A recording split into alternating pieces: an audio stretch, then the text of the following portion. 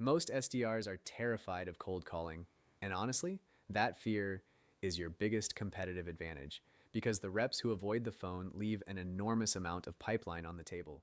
I made over 10,000 cold calls in my first year in tech sales. I hit 400% of my quota in my best month. And in this video, I am going to give you everything: the mindset, the script, the objection handling, and the exact daily system I use to make 80 dials a day without burning out. This is the complete guide to cold calling in tech sales. Let us go. Before we get into the how, let me address the thing everyone says: is cold calling dead? No, cold calling is not dead. Bad cold calling is dead. Here is the data. A meeting booked from a cold call is 3 times more likely to show up than a meeting booked from a cold email. 3 times. Email is easier to ignore. A phone call demands a real-time response. And here's the thing most people miss. Because so many SDRs avoid calling, the reps who actually pick up the phone stand out immediately. You are not competing with hundreds of other calls. You are competing with the rep who sent a generic LinkedIn message instead. Cold calling works. The people who tell you otherwise are usually the ones who tried it twice, got 2 hangups, and gave up. Before any script or framework, we need to talk about mindset. Because you can have the best cold call script in the world and still fail if you approach every call with the wrong energy. Here's what I want you to internalize. You're not bothering anyone. You are a professional who has done research and identified a potential fit. If it is not relevant, they tell you in 5 seconds and you both move on. Rejection is not personal, it is data.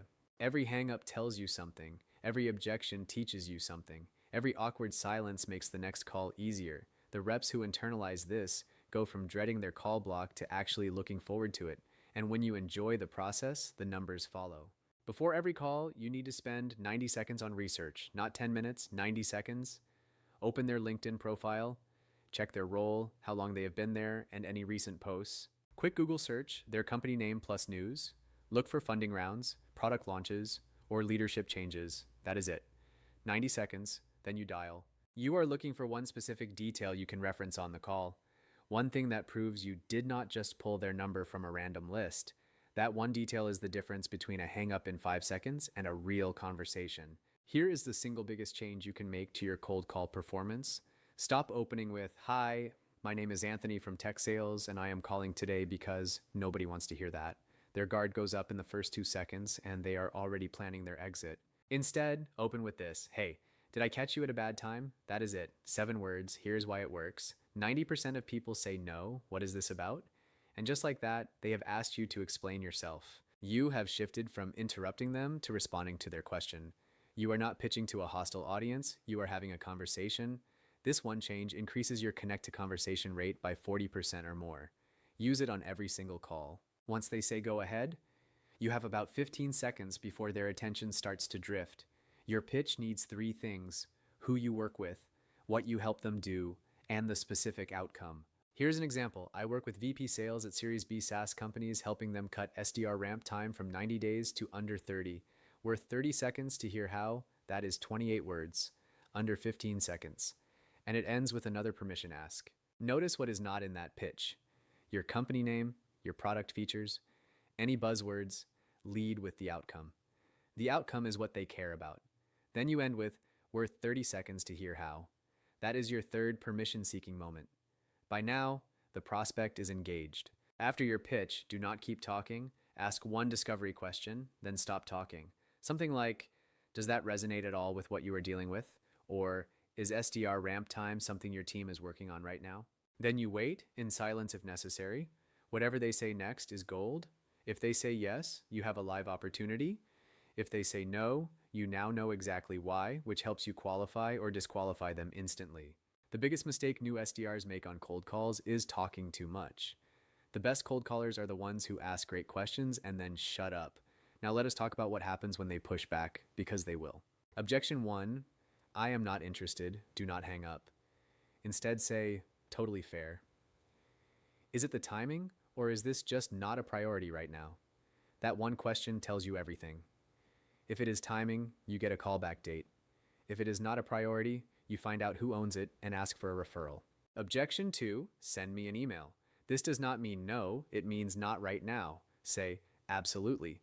Best email? And so I send something relevant. What is the biggest challenge on the outbound side right now?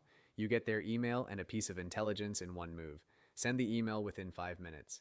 Objection 3, We already have a solution. Say, good to know. Are you happy with it, or is it just what you have for now? Very few people are genuinely thrilled with their current vendor. That question opens the door. Objection 4. Who gave you my number? Be completely honest. Say, I found you on LinkedIn.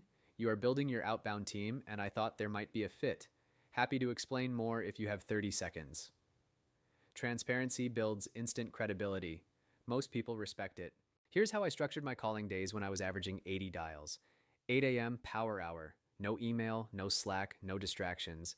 Just calling for 60 minutes straight. That is 20 dials before most people have checked their inbox. 10 a.m. second calling block. Another 20 dials. Prospects are now fully in their day. 2 p.m. third calling block. 20 more dials. This is the best window for catching decision makers who have finished their afternoon meetings. That is 60 calls in 3 focused blocks. The other 20 come from follow-up calls and callback appointments you booked earlier in the week. The key is the blocks. Do not make one call between emails. Do not interrupt your momentum. Block the time and protect it like a meeting. And take a real lunch break.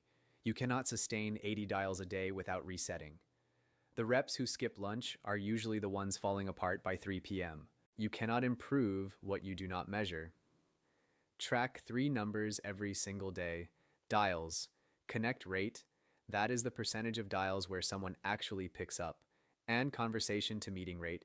That is the percentage of real conversations that turn into booked meetings. If your connect rate is below 8%, try different times of day.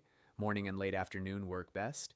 If your conversation to meeting rate is below 15%, your pitch or your objection handling needs work. And record your calls. Gong, Fireflies, even just your phone. Record them and listen back. Listening to your own calls is uncomfortable. It is also the fastest way to improve. I promise you, every top-performing SDR reviews their own call recordings. Cold calling is a skill. Like any skill, it requires practice and repetition. The first 10 calls are terrifying. The first 100 are uncomfortable. The first 1,000 make you dangerous.